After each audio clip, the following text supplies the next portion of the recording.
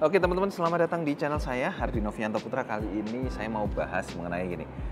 Akhir-akhir ini banyak sekali trader pemula ya yang curhat ke saya kesulitan nih untuk mencari, saya ini mau beli atau jual di tradingnya. Saya mau open posisi buy atau mau open posisi sell nih di transaksi tradingnya. Nah, makanya di sini saya mau jelaskan bagaimana cara termudah untuk mencari tahu arah dari market ya, dan juga mencari tahu keputusan akan melakukan beli atau akan melakukan jual, seperti itu. Nah, sini saya kasih tahu.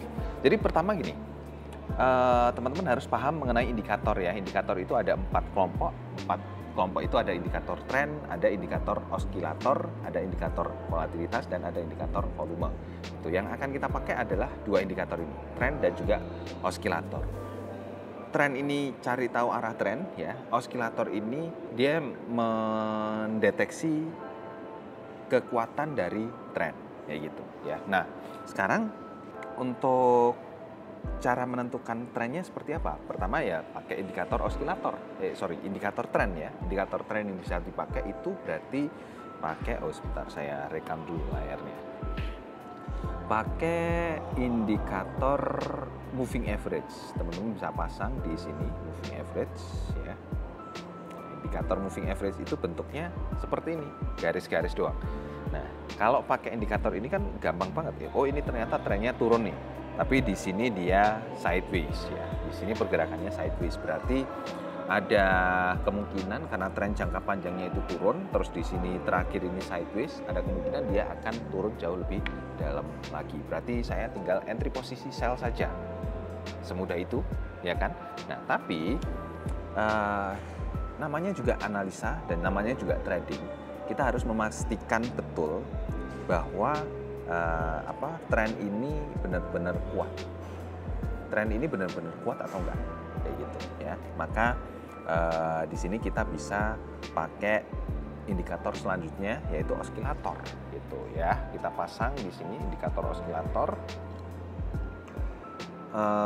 Coba kita pasang, ada banyak macam ya. Teman-teman bisa pakai RSI atau Relative Strength Index atau pakai stokastik ya. Kita coba pakai RSI terlebih dahulu ya. Untuk parameter yang dipakai itu 14, tapi biasanya saya turunkan jadi ke 6 gitu atau ke 10 ya, biar nggak terlalu tinggi juga ya. Kenapa diturunkan? Karena akan lebih mudah melihat titik jenuh dari market tersebut. Nah, titik jenuh dari market itu terjadi ketika level 70 ini sudah terlewati ya. Ini contohnya terlewati dan dia jenuh untuk beli, makanya market langsung berubah jadi turun. Jadi kalau teman-teman perhatikan, ini kan naik ya, naik lalu dia kemudian berubah turun, ini juga naik lalu kemudian berubah menjadi turun juga ya. Dan ini adalah titik di mana jenuh beli gitu, makanya harga langsung berubah turun. Ini pun juga sama ya, ini jenuh jual, maka harga langsung berubah naik.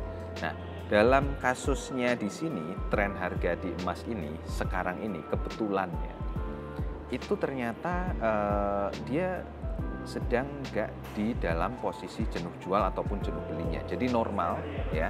Makanya kalau terjadi seperti ini berarti ya tren masih akan berlanjut untuk turun. Tren masih berlanjut untuk turun dan ini belum ada kondisi di mana dia jenuh jual sama sekali nggak ada ya. Jadi tren akan lanjut turun. Nah, tapi kalau teman-teman kemudian ketemu pola yang pergerakan harganya itu contohnya seperti ini enggak, ini masih oke sih ya.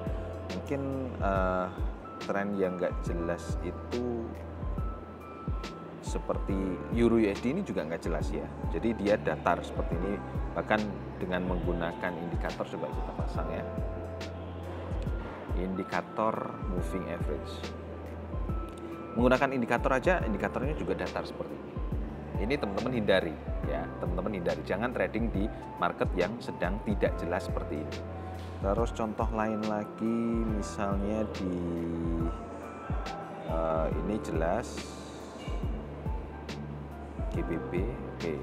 Oke, untuk tren-tren saat ini semuanya lagi jelas, maksudnya ada arah trennya tersendiri. Jadi kalau yang nggak jelas itu adalah dia sideways, bener-bener sideways parah, ya, sideways parah. Dan kita nggak bisa menentukan mau melakukan entry posisi beli ataupun jual.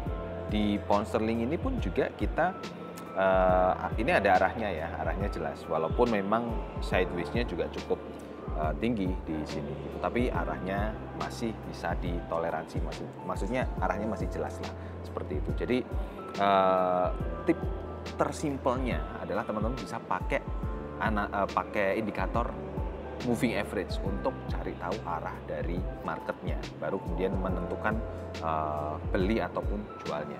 Kalau arahnya naik berarti beli, kalau arahnya turun berarti jual, kayak gitu ya. Nah teman-teman, sekarang saya kasih tahu aplikasi trading yang akan mempermudah teman-teman dalam melakukan analisa dan juga dalam melakukan transaksi trading ya. Bahkan teman-teman nggak perlu lagi melakukan analisa yang rumit-rumit karena sudah disediakan sinyal trading di sini.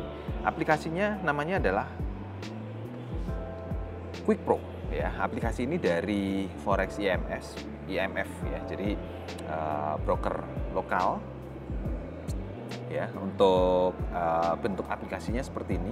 Jadi setiap kali teman-teman daftar pertama kali teman-teman akan langsung dapat akun demo. Cuman akun demo ini berlaku cuma 30 hari saja dan satu akun. Kalau sudah kadaluarsa ya nggak bisa dipakai lagi. Teman-teman harus buat akun baru dengan email baru lagi atau pakai nama orang lain karena harus verifikasi KTP ya tentunya kalau kita daftar broker. Nah, tapi jangan khawatir. Kalau teman-teman pengen mendapatkan fasilitas di akun ini, misalnya sinyal dan lain sebagainya, minimal depositnya itu cuman mulai dari Rp140.000 saja. Ya, jadi sangat-sangat affordable gitu. Dan depositnya juga mulai dari Rp10.000 saja. Ini ya aplikasinya teman-teman, chartnya juga dari TradingView ya, dan ini pun TradingView yang premium, jadi nggak perlu bayar, cuman deposit saja udah dapat fasilitas selengkap ini gitu ya. Jadi buat teman-teman yang mau download aplikasinya, silahkan teman-teman bisa download di link di deskripsi video di bawah ini. Saya Adi Novianto Putra, sampai ketemu di video-video selanjutnya. Bye-bye.